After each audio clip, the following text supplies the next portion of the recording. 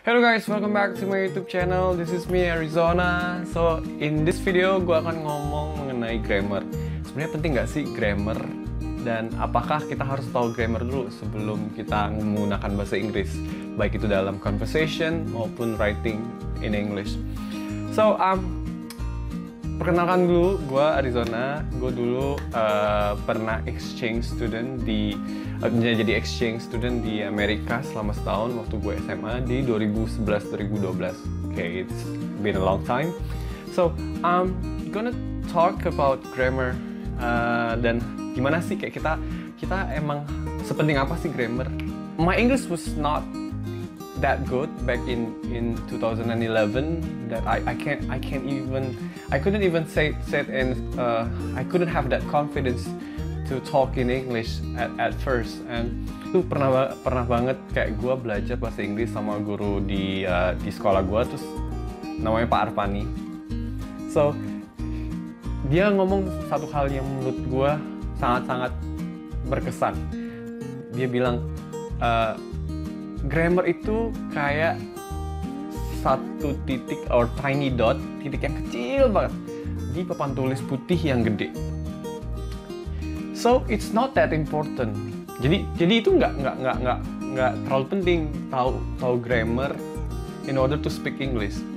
Nah, kenapa? Sebenarnya kayak awalnya gue ngerasa, kenapa sih ini salah nih, sesat nih, nggak mungkin. Harusnya kan tahu grammar dulu untuk biar supaya lancar ngomong bahasa Inggrisnya, biar kayak baca Inggrisnya tuh mudah dimengerti dan lain sebagainya kan. Nah, ternyata my teachers have a different approach in this particular issues. Karena menurut dia banyak orang Indonesia tuh yang takut ngomong bahasa Inggris karena memang dihantui sama grammar. Nah, mereka or kita itu berasumsi bahwa kita harus tahu grammarnya dulu supaya kita bisa ngomong bahasa Inggris. Nah, ternyata itu salah. Nggak. Itu membuat kita nggak punya confidence atau percaya diri untuk menggunakan English di dalam conversation ataupun written expressions. Nah, dulu pas gue exchange itu gue setuju banget sama omongan guru gue, karena emang bener ketika gue di sana, ya of course my English is not perfect, tapi kayak understandable. Dan grammar, I made a lot of grammar mistakes, but they understand it clearly. Dan malah kayak they really impressed with my English, with my not so good English. Karena kayak misalnya contoh nih, kalau misalnya kalian jadi orang Indonesia terus tiba-tiba ada bule yang bisa ngomong bahasa Inggris, pasti kalian impress kan, kayak wah keren, walaupun dia ngomongnya agak salah-salah. Kayak okay, the fact that he learned Indonesian is really, we really appreciate that, and it's the same goes to us. Ketika kita ngomong bahasa Inggris, itu sangat mengimpress mereka gitu loh. So, don't be afraid. Banyak video YouTube gue lihat yang encourage untuk belajar grammar dulu sebelum ngomong bahasa Inggris. I don't agree with that. First is kayak lo harus ngomong bahasa Inggris dulu. You need to build your confidence first. Udah confidence dan lo belajar dan ngomong. Nah, ketika lo ngomong akhirnya kayak ada feedback dari orang, oke, kayaknya lo salah ngomong ini apa gitu. You learn that and then you improve and make a better mistakes. Make it again. Jangan takut salah lagi, tapi you make a better mistakes. And gue mau cerita nih. Dulu gue pas di US dulu gue kayak ada pengalaman yang agak memalukan sih. Pertama, jadi gue dulu berenang di kolam renang indoor. Saking gue bahasa Inggris dan gue tuh jelek banget, terus akhirnya kan gue bilang sama si guard atau penjaga kolamnya, karena di situ ada tempat peminjaman kacamata renang.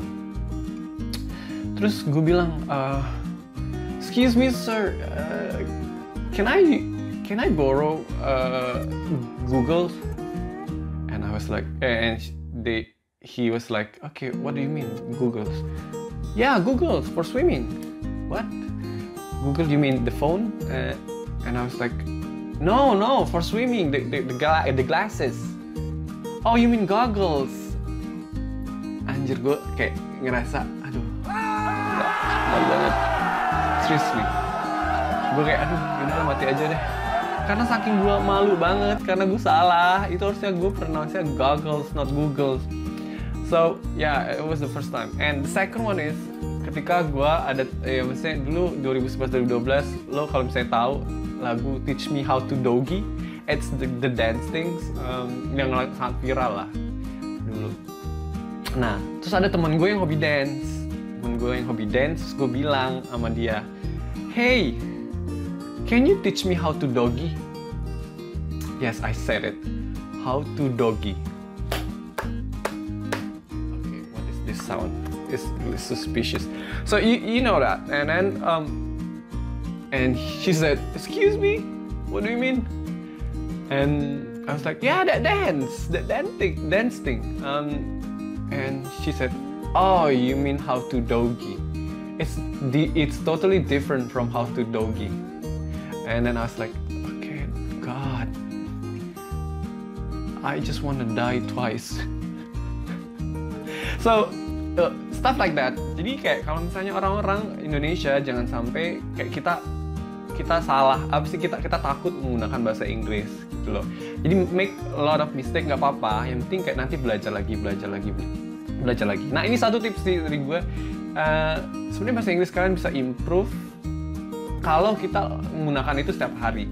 Jadi misalnya nih, kalau kalian bisa nonton Netflix, coba kalian dengar kata-katanya, or nontonnya tanpa subtitle, dan coba kalian melafalkan kata-kata yang kalian dengar. And that helps a lot. And I know a lot of people that watch a TV series in English, karena nonton itu mereka jadi lancar bahasa Inggrisnya. And I know that a lot of people. So use it. Use Netflix to your benefit. I mean kayak jadi bahan latihan kalian untuk untuk belajar bahasa Inggris. And okay, the conclusion from this video says kalian harus berani ngomong bahasa Inggris. Ya, jangan takut sama grammar. Kedua, bikin banyak kesalahan dan belajar dari kesalahan itu. Oke? Ketiga, ya try to be confident. Ya, mikir apa sih namanya? Coba kalian memposisikannya sebagai native speaker. Misalnya ada orang bule yang salah ngomong bahasa Indonesia ke kalian, pasti kalian kayak appreciate gitu loh, impress. Oke, dia udah susah payah belajar bahasa Indonesia ya, walaupun salah-salah, tapi kayak gue masih ngerti omongan dia gitu loh. It's the same goes to the English native speaker. Jadi ketika kalian ngomong bahasa Inggrisnya salah, ya nggak apa-apa, malah mereka impress. Oke, dia udah berusaha ngomong bahasa Inggris. As long as you can make them understand what your point is, it's good enough.